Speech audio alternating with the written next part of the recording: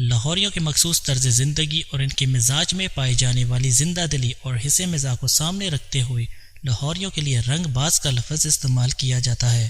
اس video میں ہم آپ کو بتائیں گے کہ لاہوریوں کو رنگ باز کا خطاب کب اور کس وجہ سے ملا۔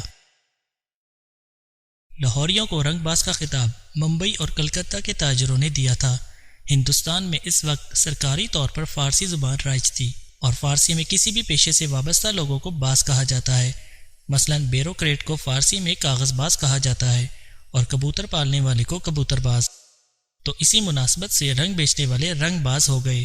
شہنشاہ اکبر اور شاہ جہاں کے دور میں لاہور نیل کی دنیا کی سب سے بڑی منڈی ہوتا تھا۔ شہنشاہ اکبر نے لاہور کے قلعے سے ذرا فاصلے پر ہندوستان میں نیل کی پہلی باقاعدہ منڈی قائم کی اور یہ منڈی اکبر کے نام پر اکبری منڈی کہلانے لگی۔ لاہور کے مسافات میں میلوں تک نیل کے پودے تھے۔ ان پودوں کا عرق نکالنے کے بعد اسے بڑی کڑھائیوں میں ڈال کر پکایا جاتا اور پھر اس کا پاؤڈر اور ڈلیاں بنائی جاتی۔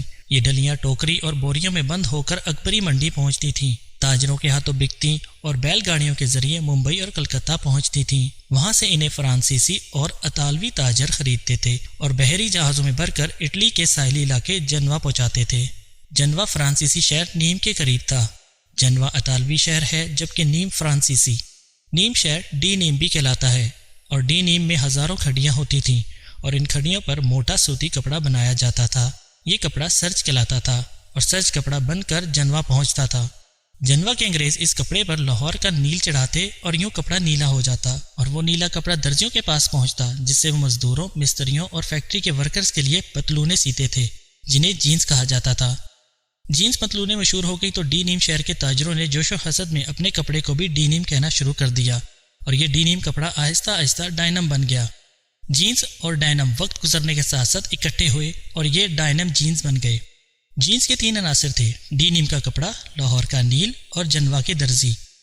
مغلوں کے دور میں اگر لاہور کا نیل نہ ہوتا تو شاید جینز نہ بنتی اور اگر بنتی تو کم از کم یہ نیلی نہ ہوتی۔ یوں جینز کا نیلا رنگ لاہور کی مہربانی ہے۔ فرانسیسی، اطالوی، پرتگالی اور ڈچ نیل کے لیے ہندوستان آتے تھے اور نیل لاہور کی سب سے بڑی تجارت ہوا کرتا تھا۔ لیکن پھر لاہور کے نیل کو نظر لگ گئی۔